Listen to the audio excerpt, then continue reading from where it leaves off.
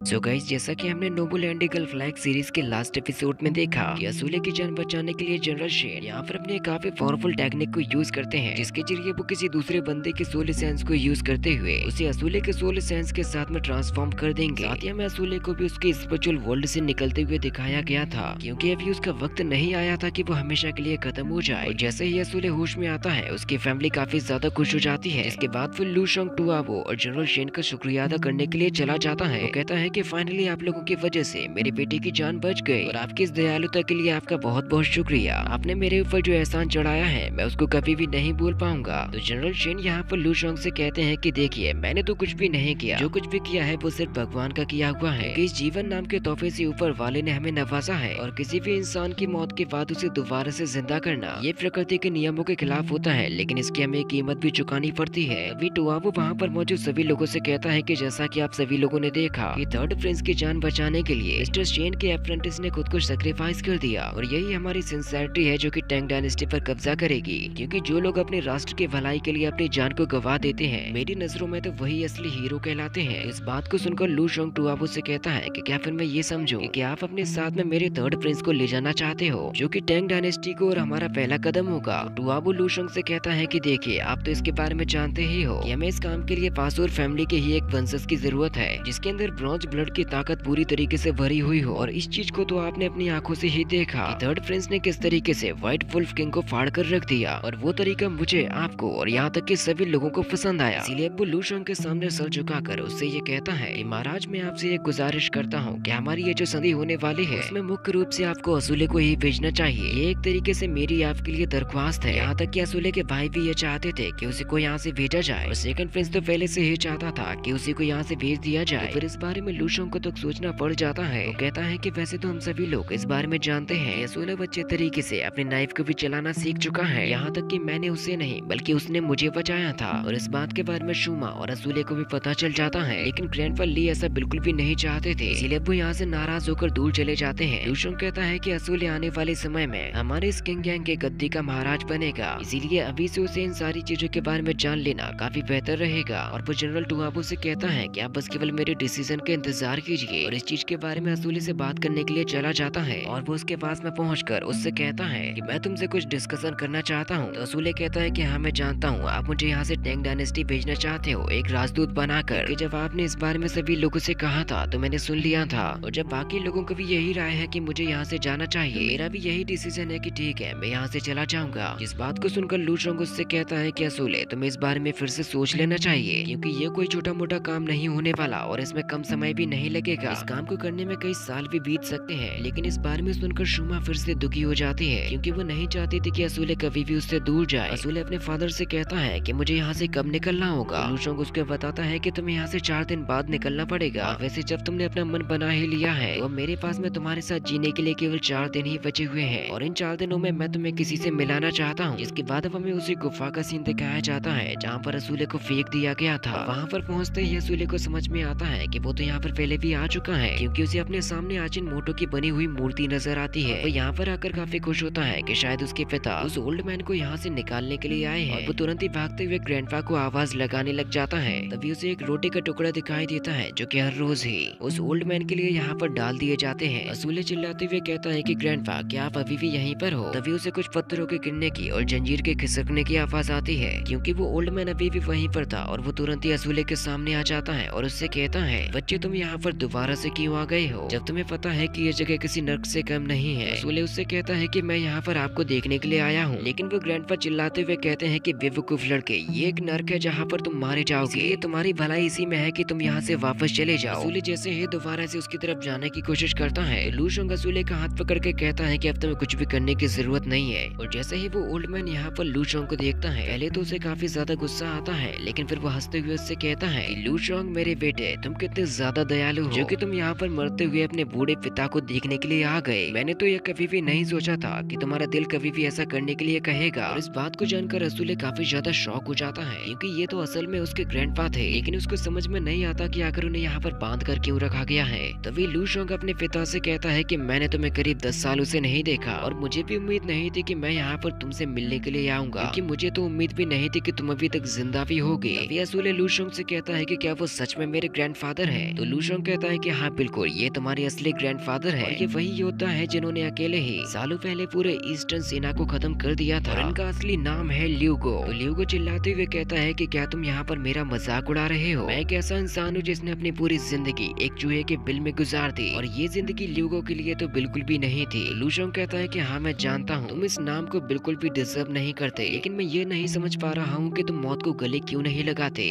तुम अपनी इस माइथोलॉजी को जिंदा रखते हो दूसरों को सिखाने के लिए, आखिर तुम चाहते क्या हो? तो ल्यूगो उससे कहता है कि मैं इस कैद खाने से आजाद होना चाहता हूँ। लूशोंग मेरे बेटे, क्या तुम मुझे आजादी दोगे? तो लूशोंग कहता है कि ताकि तुम फिर से काफी सारे लोगों को मार सको। जिस बात को सुनकर ल्यूगो उससे कहता है कि ल्यूगो की बॉडी में असली ब्रोंज ब्लड बहता है, और इसी वजह से मैंने उसे स्वॉर्ड टेक्निक सिखाई, क्योंकि वो पासुर फैमिली का सबसे छोटा बच्चा है, और उसके अलावा ग्रेट स्वॉर्ड को सीखने की ताकत किसी में भी नहीं थी। तो लूशोंग ल्यूगो से कहता है कि उस टेक्निक को यूज करने के बाद उसकी मौत हो चुकी थी। इस बात को जानकर ग्रैंडपा ल्यूगो भी काफी ज्यादा शॉक हो जाते हैं, और इसी के साथ में ये पार्ट भी यहीं पर खत्म हो जाता है। इसका नेक्स्ट पार्ट बहुत ही जल्द लाया जाएगा।